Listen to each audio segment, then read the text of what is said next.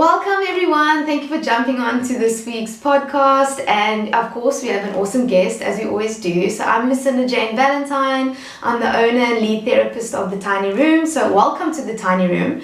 If it's your first time, please pop a comment underneath, go follow us on Insta, subscribe to our channel, but I'll tell you all about that at the end.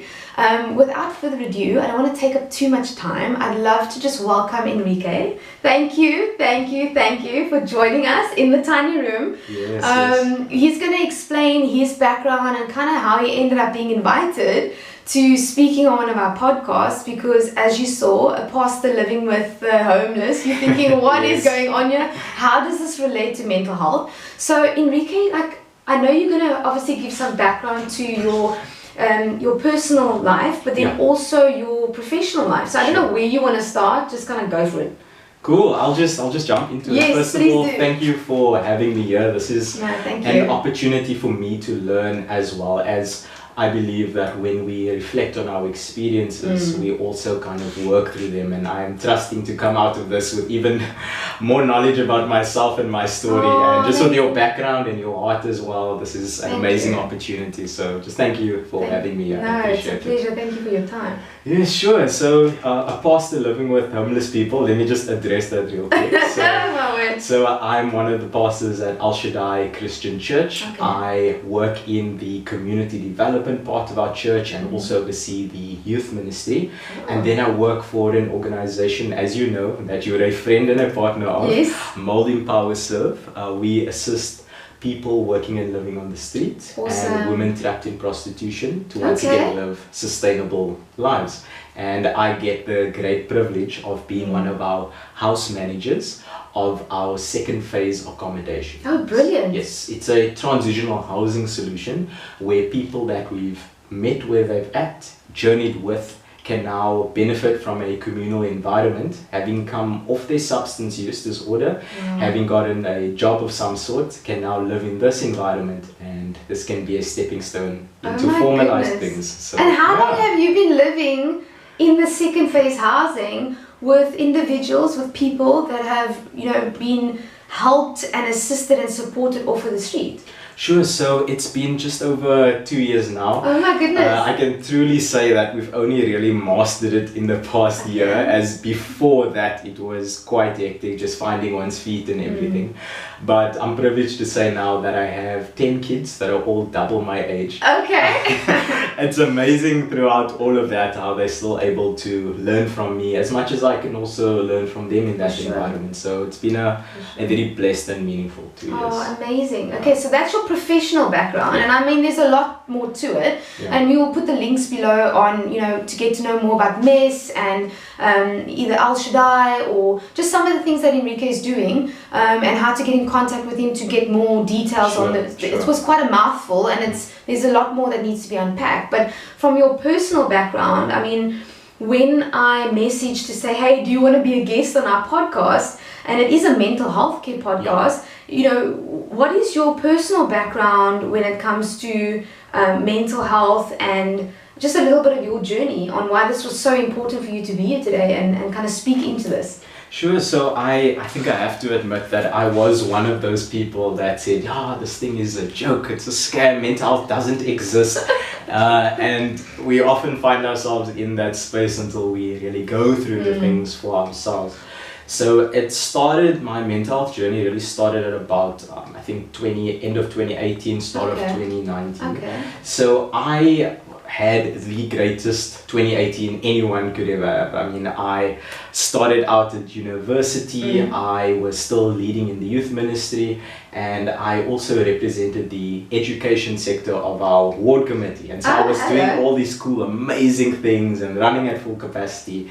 And here, importantly so, still resting and still finding time to do really cool things in life. Bossing life, as we say, However, I can say in 2019, I stopped recreational practices. I started seeing friends less often. I started bad habits of not sleeping well and that kind of things. And I started getting, in my experience, very negatively affected by those things, Okay. the consequences of it. And I actually then went through a very deep and dark rabbit hole where I started to get things such as brain fog. You know, you can read a piece of paper and you don't know at all what's going on there. Spells of time where I would just not at all know what my life's purpose was and being completely meaningless. Just months on end would go without feeling hungry and lost a lot of weight during that time. Oh my goodness. So I was struggling to come to terms what this was, and then I actually started seeing a psychologist and psychiatrist as well, and started unpacking a bit of my family history, and came to see that a large portion of my family has had mental health challenges, particularly as it pertains to bipolarity. And this is something that not just myself, having struggled and being treated for bipolar type 2, soft bipolar, but also my mother struggling with bipolar type 1 and all the dealing with all the stigmatization coming from that. Stigmas, guys. So yeah, that's where I was at, and we can certainly unpack the am at where I'm going. Oh yes. But where I'm at now, I can say that I've really been able to develop good and great habits surrounding my mental health. The psychiatrist that I speak to regularly even says that this is a huge opportunity to even live a life with superpowers, because he says he's found that all of his patients that manage hypomania, the other name for soft bipolar disorder, very well, are incredibly creative and can be incredibly spontaneous at certain times when you've managed this, but the brain neurons still connect to each other in a very amazing way. Enrique, tick. They, in fact, he says all of them are incredibly wealthy and incredibly successful because they've been able to benefit from this superpower as it is. So if you can manage mental health, you can live a very good and normal life. You can live your best life. And speaking about bipolar and the stigma behind that, you know, some clients that we have are bipolar, and you know, they ask me the question, should they tell their managers, should they tell their workspace? And you know, I say to them, I'm going to leave it to you, but what I've experienced is,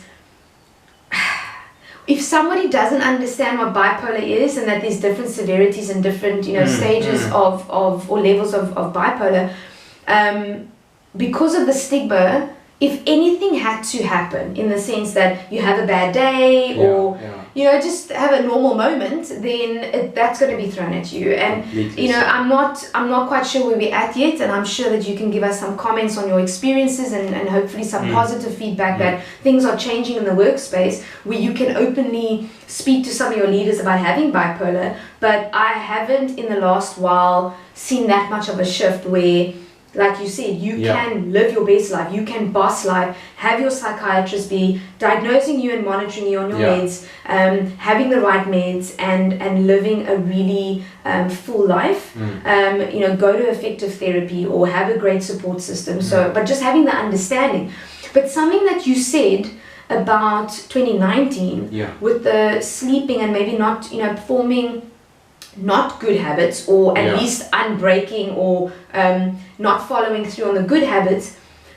We were chatting about this earlier before we started you know, the podcast, is how much of your fatigue and fog was, and I'm sure you by now you can maybe tell, how much of it was neglect where you were not following a healthy, like a healthy mental health pattern or routine, and how much was actually you struggling with your mental illness or your bipolar.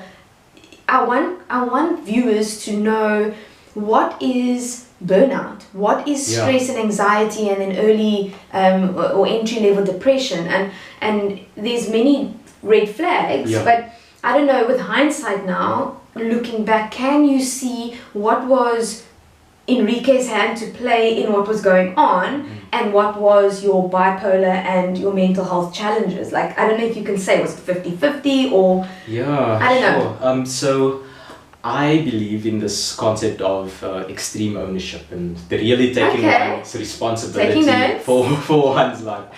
So there is a play that's written by T.S. Eliot, famous author, famous playwright. And in this play, he's actually, so as he speaks about it, there's actually a patient, the protagonist of the story, sitting in a counseling room with a psychologist. And it's a she, and she's sitting back, she's lying back, and she's saying to him, you know what, I really hope that all of my problems are my fault. And he's like, what? Why? Why on earth would you say that? And she says there's something that has been so profound and has really shaped my life. She says that if all my problems are my fault, that means I can do something about it. Oh, wow. But if my problems are not, that means the world is just conspired against me and I don't have a way at winning. And so I've adopted that approach as it's come to my mental health journey, but also more so holistically in my life. Wow. So how does that play out though? That's a heavy thing, a bombshell to throw you. To be extreme ownership, but like, how does this look in reality? Translate that into just a snippet, obviously, of your day to day. Like, how is Enrique taking extreme ownership? And like, how does this look? Yeah, so certainly, with all mental health, it's a mixture of both nature and nurture. Okay. So by nature, the genetics that you've been handed down that can give you a predisposition to experiencing certain things. Yeah. But then also nurture, the environment that you grew up in, but then also the personal decisions that you have made in your life. So I can confidently say that there was a very high chance that I was going to struggle with the type of symptoms because of my genetics. Okay, cool, fair enough. But had I put in the right measures in place, there could have been a lot to combat that. And so I've seen certainly exercise to be a big part of really fighting back against mental health disorders. One thing that I would really recommend to all the viewers, go check out a book called, what's it called now? Go check out a book called Why Am I Still Struggling with Depression? Why am I still struggling with depression? Client bookshelf happening soon. That, and the gentleman who's written the book also has a website called psycheducation.com. Now, he and a bunch of doctors in the field and a bunch of all of their friends that they know in the industry have written this book, but have also published a lot on this website. And for me, it has been an incredible user-friendly way to just learn all about mental health, to learn all about medication and all the things going around. Oh my gosh, resources. Yeah, and to equip your audience as well in what you said, approaching your superiors and your leaders in this. If you can go in with a whole bunch of knowledge, with statistics, but also have been monitoring your own condition, I find that it's a much easier conversation going in and having a learned conversation with someone. So that's really helped me. But also feeding into what you were saying, and we're big on that at the Tiny Room, is focusing quite a bit on your environment, where a lot of clients will go somewhere for counseling and therapy, and they won't, the practitioner or the style of counseling and therapy or the approach is not focusing enough on the environment, because you are moving in so many different environments in your life as a human. I'm not saying, and as you were saying, you get to boss those environments, but it's a lot of the time the focus in sessions are on the behavioral and the psychological, and some emotional, but the physical health, which really can mess with your mental health. Okay, listen, I'm not as good as Enrique, okay? He's much better at exercising than I am, but fueling your body with the right food, but also the exercise, the movement, just moving your body, but then the environment. So, you know, if you're in a workspace that maybe isn't a conducive, approachable, open-minded workspace, it might be a different conversation. But I know the workspace that you work in and the leadership there, it's an awesome environment. So very welcoming. Bringing that information, they want to actually listen and sit with you. So we don't know all of your environments, and by all means reach out to us. We'd love to have a conversation with you on how this can unfold. Whatever your mental illness or mental health challenge may be, there's always a way. And great resource. I'm like, smoke's coming out of my notepad here with my pen. I'm like, books and resources and websites. We're going to link all of that below. Okay, so now getting into the weighted part of what Enrique wanted to jump into, and I'm on board, fully on board. And it's, you were saying about pursuing meaningful things, and how pursuing meaningful things is the antidote to, you know, the chaos in our lives. And that's quite a weighted, like a punchline basically. And I want to get into it because meaning and fulfillment is a common denominator that is coming through no matter the age of our clients, be it tweens, teens or adults, and no matter what the walk of life, background, you know, anything, family, structure, it's something that I'm very passionate about. So when you message that as your main point, what's the background to that? What's the context? Like, why was that your priority on, I want to speak into that, Lucinda, I want your views, I want the audience to hear what I have to say. What is it that you want to say? Look, well, in Christianity, certainly, the individual that we most look up to is someone who unfairly died a horrible death. And I think as we look towards our archetypal savior as someone to follow, we see that by no means did he not encounter suffering, but he was able to suffer well through his unbearable suffering. I'm sure you've heard of the book Man's Search for Meaning by Viktor Frankl. Yes. We've actually spoken about this, so we both know we enjoy that book. He mentions 3 ways in there that he saw that those that were oppressed in the concentration camps could still find and derive meaning in their life. He said one was through love, either someone that you loved in your mind, a loved one you wanted to return to. One was through meaningful work. And the other was through suffering honorably through unavoidable suffering. What a mouthful. Suffering honorably through unavoidable suffering. So sure enough, in those concentration camps where they were absolutely abused to the nth degree, you could still choose, and it makes a radical claim here in this book, but you could still choose whether to complain about that or not. It reminds me of Mandela. You know, it's 27 years in prison and how he handled it. My mind couldn't stop but going to that. And I see in the life of Jesus someone that suffered honorably as well. Now, a big part of my justification and my own heart from this comes from the scriptures in Luke, John 4. After Jesus has just spoken to the woman at the well, he's sent her off. By the way, just gave somebody trapped in adultery and in prostitution the most honoring experience, something that we do need to be doing in today's life. Spot on. Shot Jesus. Unconditional love, complete acceptance, you know, that approach to any human being is just like, should be the norm. 100%. You and I are on the same page. No, and I know you've certainly someone that's embodied that and modeled that. So that's just something that should be mentioned. But then as his disciples returned to him, they asked him, Jesus, have you eaten? And he says, yes, I have eaten. But they said, no, but where did you get food from? There was no food. And he says this amazing claim. He said, my food is to do the will of the one who sent me and to make sure that his work is complete. Now, in that, I see a great principle. Very much so in my life, I say it as well. The thing that sustains me, Lucinda, the thing that provides meaning to my life, the thing is that is the antidote to the chaos I'm facing, is by doing the will of the one who sent me.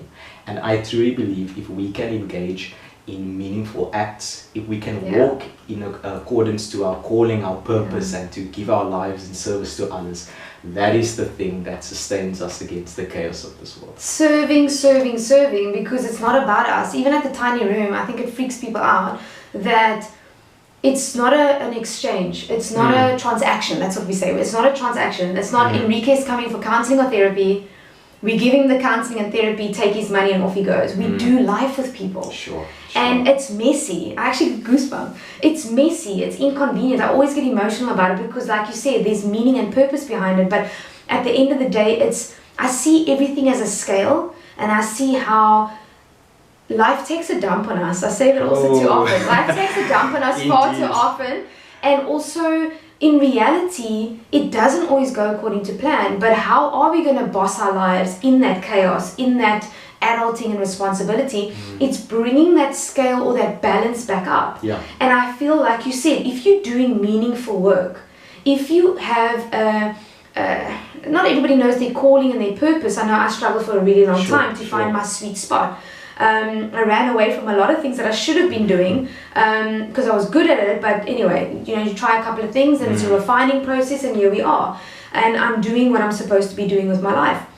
And it's my life's work to see people have that balance, that even when the external, the environments, is not playing the game, and kind of pushing back, that we are the thermostat and dictating the temperature and not the thermometer. I'm sick and tired of being on this emotional roller coaster and being adjusting my temperature constantly and putting my foot in everybody else's court instead of having both my feet in my court, the balls in my court, my thermostat's in place. I'm dictating the temperature in my life. But we need to move into these different environments with these human beings. So for me, I'm not living in a fantasy world that we need to engage with others. We are created to connect with others. It's not always favorable. I mean, I'm sure you've got family and friends. I'm sure, we know people that it's a bit challenging to completely accept and unconditionally love them, but we are there to do life with people. And as little or as much as we want to, but at the end of the day, it starts with us being balanced in that scale. And like you said, it starts with those three things. I mean, get the book. I mean, maybe you should put a link underneath. Royalties, I don't know. Yes, 100%. Get some commission on that. But thank you for the book review and the other one. But now going into, and we don't have tons of time left together, but I've got a couple of other things that I want to unpack and that are important, because you guys have been, our viewers and our audience that are watching our podcasts, they've been asking, we've spoken about a lot of high level areas in our life, but let's get it down to the basics, because a lot of the time the basics are missing. There's gaps and there's blind spots in our foundation, and we've seen that a lot of the time with clients coming through our therapy and our counseling process, or journey as we call it. But asking for good mental health habits, and don't judge. I don't like the word self-care. Okay, because it's been packaged and it's been publicized in a very unrealistic way, where it's kind of overdone now, where you take a day off and you go pamper yourself, and a lot of the time we can't take a day's leave. We can't go and spend the money on a massage and mani-pedi, spa day, whatever, shopping spree, whatever we need to do. Some people don't even like to be touched. I don't know why we're going for massages or don't touch my feet, but we're doing these things. We're doing these things. So for me, taking care of yourself is a lifestyle, in the sense that we need to know what buzzes and jazzes us on the smallest scale, to weave that in and thread that through our normal adulting, responsible, sometimes dull and barren week, and just to bring that balance now, like I said, with that scale. So you've spoken about exercise. What are some of the, clearly reading also, I picked that up. Definitely. But what are some of the things that you feel are good habits when it comes to your mental health, but also just holistically? Because yes, your mental health is super important. It leads your behavior. Your thoughts lead your behavior, your choices and decisions, which compound and paint your life's picture. What does it look like for you in your life? Because we want to know your story on these good habits. Okay, let me mention three things. Number one, on Maslow's hierarchy of needs. Yes, love Maslow. Let me mention something very specific about exercise. Let me mention something about environment, about specifically mentioning something from the book Atomic Habits. That's crazy. We're busy reading it. We literally, three clients and myself, we've purchased it. We're reading it in March. So if you want to jump on board, we're literally reading it. Completely changed my life. So let me mention those three things. Number first, on Maslow's hierarchy of needs. So this is something that's fact. You can Google this it's on the Wikipedia page. So Maslow actually revised his top hierarchy. The top thing on his hierarchy. It was first self-fulfillment, and the self is, once you go up all of these needs, you get to the highest one, and it's self-fulfillment. you actually see that later he's revised it, and he said that the top one is not self-fulfillment, but self-transcendence. And what he means by that is the self finds its most fulfillment when it transcends itself and gives to others. Oh my word! That is the even higher level in self-fulfillment. So it's actually in giving to others and lending a hand out and just being kind to and people. Helpful. That is a daily practice that I've put in that has really helped in my mental health, because often sometimes, yes, you're helping someone else, but that does a whole lot more for your oxytocin, your serotonin, your dopamine reaction. Yes, so it's a small thing, but it's a huge mental shift. But how do you balance that? Because our common client that comes through our doors are amazing people. Their personality, a lot of the time the personality is a giver. They're generous, they're compassionate, they're kind, they're nice. And over the years, that more softer personality has been framed in a negative way, and it's been taken advantage of, and it becomes where you now cross the line of being chronically people-pleasing or toxically people-pleasing, and can go either way. But you give so much of yourself that and I can do this, I've done this for far too many years, and you can hit burnout really over 2-3 year period of, as we say in Afrikaans, your bord is full. How do you make sure that you fulfilling and bringing this good habit in, which is serving others, and it's like you said, all the means, all the dopamines, the serotonins, and all these things are happening, and that it's healthy for you, but how do you balance it so that you don't basically lose yourself? That is an exceptional question, and specifically in light of what you just said, with people that really enjoy and love giving, we have to remember this principle in the Bible that says, love your neighbor as you love yourself. And I think we focus so much on the first part, which is amazing, but as you love yourself. And it's only to the extent that you love yourself that you can actually love your neighbor. And so we have to be giving, and I'm sure you'll know this concept, but from a full and overflowing cup. And if we are not giving from that, I would argue that we are actually doing more harm than good. And it's simply the blind leading the blind. It's a hurt person that ends up hurting other people. And you know, I mean, it's that classic thing of a lifeguard. When they save someone, they wait for them to stop running around, otherwise they too themselves will drown. Or in an aeroplane, they say first secure yourself before you give that over to someone else. No, we live in a perpetual state of forgetting sometimes of these things. And so I truly find that if I am not feeling completely whole in myself, often the more godly thing to do is to look after yourself and give from a full cup as opposed to giving from an empty cup. But now you are literally ticking, it's almost as though he's been in a session or gone through our therapy process, because we speak about that a lot. We use the petrol tank analogy because petrol is gold in South Africa. So your petrol tank should be at 100% all the time, and learning the tools and the techniques and the mechanisms and all the lovely things that we need to keep that tank at 100% and maintain it, and in the overflow you can be all things to all people. Because I always say to clients, you know, you're going to have a lot of other human beings in our lives who have depleted petrol tanks at maybe 40%, 60%, and they are going to be in a very cushy, comfortable situation where they're used to you filling their tanks from your tank.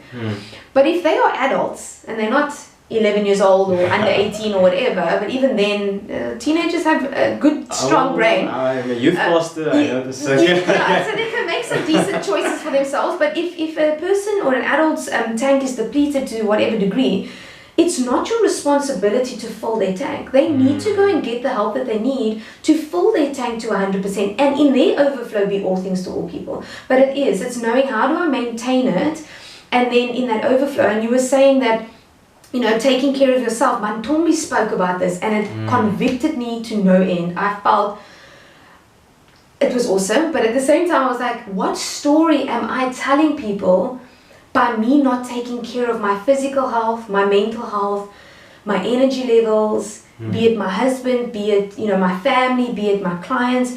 I want to give my best all the time.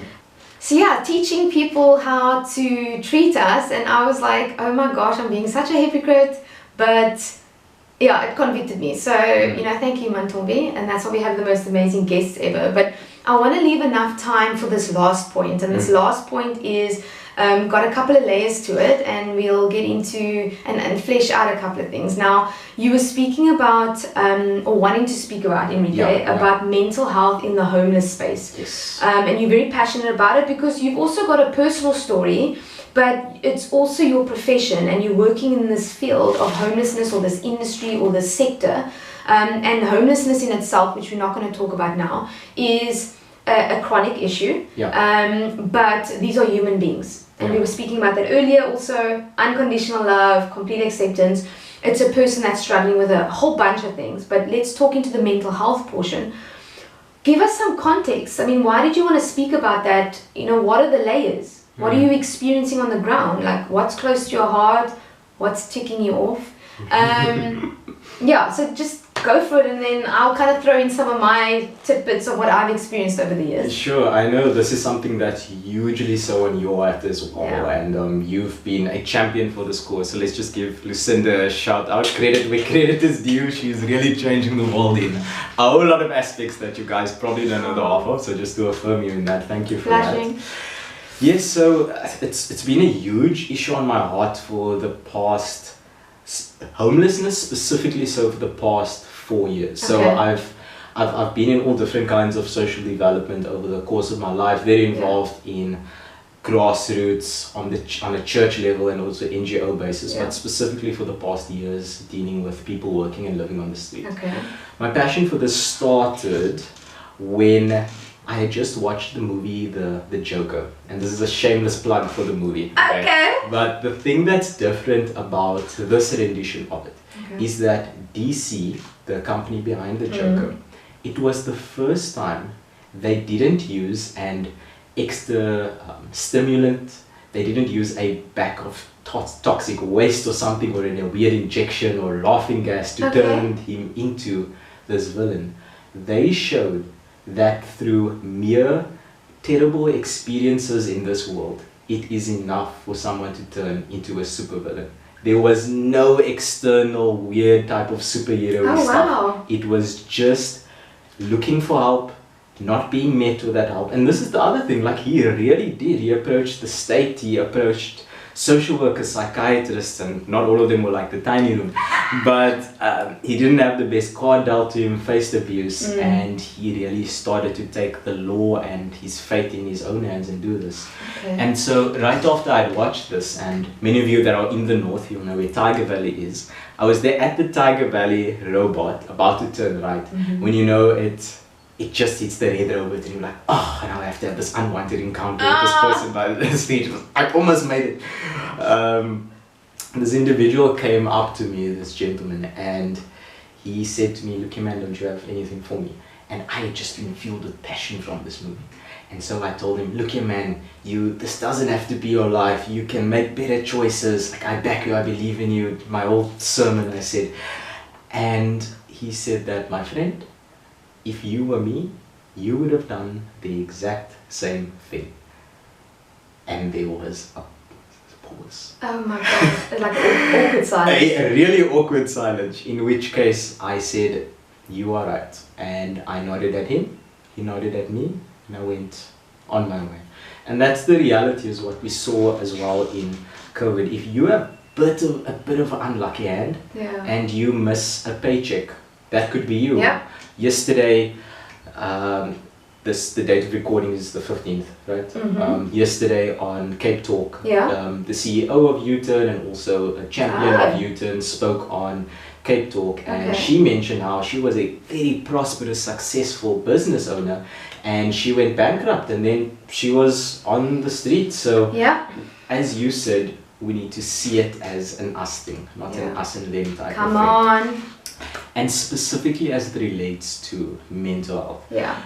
A huge study was done by our organization in partner with U-Turn as well, called the Cost of Homelessness Study, where we found that homelessness cost the city of Cape Town 250 million rand a year. It's a huge amount. And in this, we found that 50% of people working and living on the street suffer from chronic homelessness. Now, what we mean by that is that you have been homeless for a year or longer and you struggle with one of three or all three diagnoses. So you either have a substance use disorder, you're addicted to something, or rather an addiction has you. Yeah, true. You struggle with a mental health issue, or you struggle with a physical disability. But okay, unfortunately, you'd often find that you don't just have one of these, you often have a triple diagnosis in this sort. And I've certainly found, as well as those cards that you may have been dealt, you might also be identifying as someone that's queer or part of the LGBTQI plus community, in which case, if you don't have a welcoming support structure around you, you will be kicked out of your environment and rejected by the so-called loved ones around you. And where will you end up? With no support structure and no fixed income, working and living on the street. Oh my goodness. And it's true, that line can be crossed so quickly. And we were chatting earlier about, and some people don't even know this, that government mental health or government mental institutions or facilities, a lot of them have closed down over the last decade or so. And the individuals that were in there, they were released to family members. Some had no family to go to. And a lot of the time the family could, not cope and didn't have the mechanisms or skill or know-how on how to support this individual well enough, and maybe just didn't have the patience or whatever. Knowledge is power, but when you actually use that power. But anyway, so they ended up on the streets, and even us as people living in certain suburbs, we don't even know how to approach it. Not everybody is a therapist or a mental health practitioner and has the training and the study behind it to know what to do, and also doesn't have a heart for the homeless. So what do? You don't have both. Those individuals. Yeah, there's quite a few. So you don't know what to do. So. And it's interesting what you're talking about, because a lot of families do. I mean, if you don't have financial backing or some sort of stable situation of your own, and like you said, LGBTQI plus, and you are ostracized and you are now isolated and you don't have the means, what do? So if you are indeed being ostracized by the community, a huge thing that you can do, putting the power in your hands, is that you can actually reach out to a space like this, the Tiny Room. They are an incredibly inclusive community, and they really take every individual case as it comes. So be more than welcome to reach out to Lucinda, one of her partners, or reach out to a family member, a mentor, a friend of sorts. The more you can talk about your issues, the more you're able to process them. And you might even find out, hey, you're not the only one struggling, and that we are all struggling together, but we are able to struggle forward together. And then let me leave you with this. We've spoken a lot about meaning here, and we spoke about it as the antidote to the chaos that you are facing, that can very much assist you in the opposite of depression, what we described as vitality. And so let me tell you this. Find out what you love. Find out what you hate. And I think a meaningful life looks like this. Through doing what you love, change what you hate in the world. The way that I'm doing this is that I love building community. And as we saw, I'm using this to create this holistic, sustainable homelessness solution that is including a whole bunch of people. So find out what it is that you love, what you hate, and through doing what you love, change what you hate. It was a pleasure engaging with you guys today on this platform. Continue to follow the Tiny Room and what they're doing, and go and head on to my social medias as well. Looking forward to changing the world with you. Enrique Hemonis, thank you so much for your time. The Tiny Room really appreciates it, and there was absolute wisdom in that podcast. I had a lot of fun catching up with you, and I know that it's going to impact lives. And to all the viewers, to our audience, thank you for giving up your time to have a listen, have a watch, and please like and subscribe and share this podcast as far as you can. We definitely would love to impact more lives and possibly save lives. by getting this information out there. And if it is something that you would like to be part of as time unfolds with these podcasts each week, then definitely press that notification button so that you know when we upload or premiering our next podcast, and get excited for our next couple of guests. So we love you guys. We look forward to meeting hopefully quite a few of you, and stay tuned. Any suggestions, any comments, any encouragement, please pop it down in the comments. And in the description box you will find details on how to get hold of Enrique and stay in touch with him. And we just send out all of our love. Alrighty, chat soon. See you soon. Bye.